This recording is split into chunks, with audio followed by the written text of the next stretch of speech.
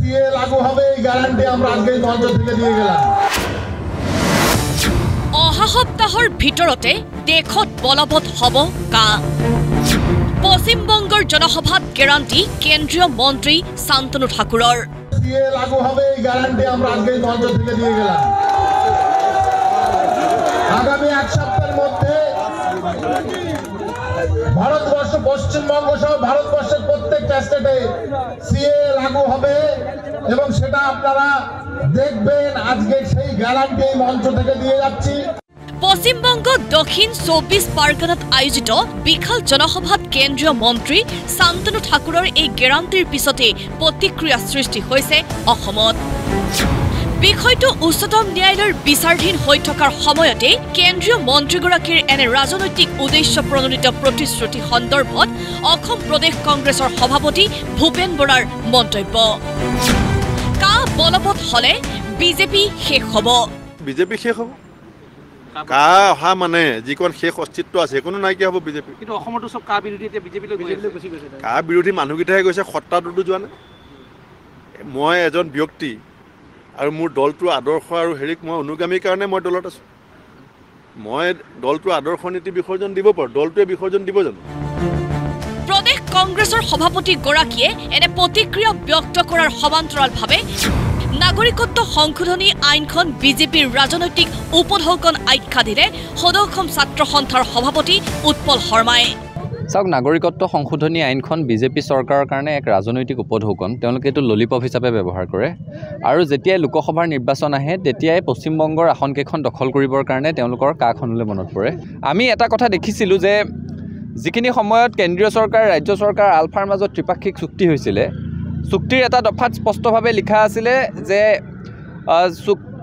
নাগৰিকত্ব আইনৰ ৩ নং ধাৰাটো অসমত প্ৰযোজ্য হ'ব নালাগে বুলি এটা দাবী আছিলে। সেই দাবীটো সন্দৰ্ভত কিন্তু তেওঁলোকে কৈছে যে উচ্চতম ন্যায়ালয়ত বিষয়টো বিচাৰাধীন হৈ আছে, গতিকে তেওঁলোকে তাৰ ওপৰত বক্তব্য ৰাখিব নোৱাৰে।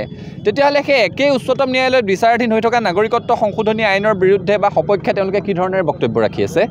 অৰ্থাৎ এই কথাটোৱে স্পষ্টভাৱে প্ৰমাণ কৰিছে যে বিজেপি দলটোৱে লোকসভা নিৰ্বাচনৰ আগত সাম্প্ৰদায়িক মেৰু বিভাজনৰ সৃষ্টি কৰিবলৈ কাখনলৈ তেওঁলোকৰ মনত পৰিছে। কিন্তু আকৌ এই কথাটো স্পষ্ট যে অসম উত্তৰ পূৰ্বাঞ্চলৰ মানুহে নাগৰিকত্ব সংশোধনী আইন মানি লোৱা নাছিল, মানি নলয়। আৰু যদি নাগৰিকত্ব সংশোধনী আইন কাৰ্যকৰী কৰি অবৈধ বিদেশী নাগৰিকক নাগৰিকত্ব দিবলৈ যুঁজা চলায়, তেতিয়াহ'লে অসমৰ আবাল বৃদ্ধ বনিতা পুনৰ ৰাজপথত নামিবলৈ বাধ্য হ'ব। একেদৰে কা বলবৎ হলে তাক প্ৰতিহিত কৰাৰ পৰা কৃষক মুক্তি সংগ্ৰাম সমিতিক কোনেও বাধা দিব নোৱাৰে বুলি হুংকাৰ সংগঠনটোৰ সাধাৰণ সম্পাদক বিদ্যুৎ শইকীয়াৰ। এসপ্তাহৰ যি সময়সীমা বান্ধি হুংকাৰ দিছে কেন্দ্ৰীয় মন্ত্ৰীগৰাকীয়ে, আমি স্পষ্টভাৱে ক'ব বিচাৰিছোঁ যে পৰিস্থিতিগত কাৰণত সেই সময় ৰাজনৈতিক প্ৰেক্ষাপট আৰু কৰোণা মহামাৰীৰ কাৰণে লকডাউনৰ কাৰণে কা আন্দোলন স্থিমিত হৈছিলে। আৰু তাৰ অৰ্থ এইটো নহয় যে অসমীয়া মানুহ মৰি গৈছে, তাৰ অৰ্থ এইটো নহয় যে আমাৰ দৰে কৃষক মুক্তি সংগ্ৰাম সমিতিৰ দৰে সংগঠন মৰি গৈছে, এইটো কেতিয়াও নহয়। তেওঁলোকে যেনেকৈ কৈছে যে কোনো শক্তিয়ে বাধা দিব নোৱাৰে কা বলবৎ কৰাৰ ক্ষেত্ৰত বিজেপিক, আমিও কৈছোঁ আমাক কোনো শক্তিয়ে বাধা দিব নোৱাৰে প্ৰতিৰোধ কৰাৰ ক্ষেত্ৰত। যিকোনো পৰিস্থিতিৰ সন্মুখীন হ'ব লাগিব বিজেপি, আৰু আমাৰ 5 জনে শ্বহীদ বৰণ কৰিলে আমি নিজেও মৃত্যুবৰণ কৰিবৰ কাৰণে সাজু আছোঁ। ইফালে আকৌ কা বিৰোধিতাৰে আৰু ৰাজ্যত আন্তঃৰাজ্যিক পাৰপত্ৰ বা ILP প্ৰৱৰ্তনৰ দাবীৰে মহানগৰীৰ চচলত উত্তাল প্ৰতিবাদ অসম জাতীয়তাবাদী যুৱ ছাত্ৰ পৰিষদৰ। এই বিষয়টোৰ পৰা এক খোজো ইফাল সিফাল হ'ব নোখোজো। আমাৰ সিদ্ধান্ত অচল আৰু অটল। অসমত আমি কোনো কাৰণতে নাগৰিকত্ব সংশোধনী আইন প্ৰৱৰ্তন হ'বলৈ নিদিওঁ আৰু তাৰ পৰিৱৰ্তে আমি দাবী উত্থাপন কৰিছোঁ অসমত অনতি বিলম্বে ইনাৰলেণ্ড পাৰ্মিটৰ ব্যৱস্থা প্ৰৱৰ্তন কৰিব লাগে। বা বিজেপিয়ে ৰাজনীতি কৰিছে আৰু ৰাজনীতি কৰি তেওঁলোকৰ শাসনৰ বাকজৰীডাল নিষ্কণ্টক কৰিব খোজে।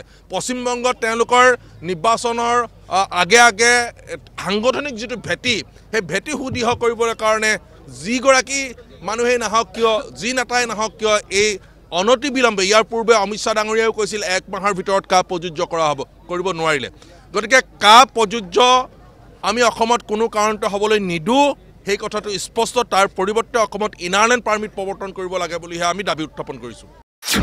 কথা হ'ল উচ্চতম ন্যায়ালয়ত বিচাৰাধীন বিষয় এটাত এগৰাকী কেন্দ্ৰীয় মন্ত্ৰীয়ে এনে মন্তব্য কৰা উচিত নে? সঁচাকৈ এসপ্তাহৰ ভিতৰত কা বলবৎকৰণ সম্ভৱ নে?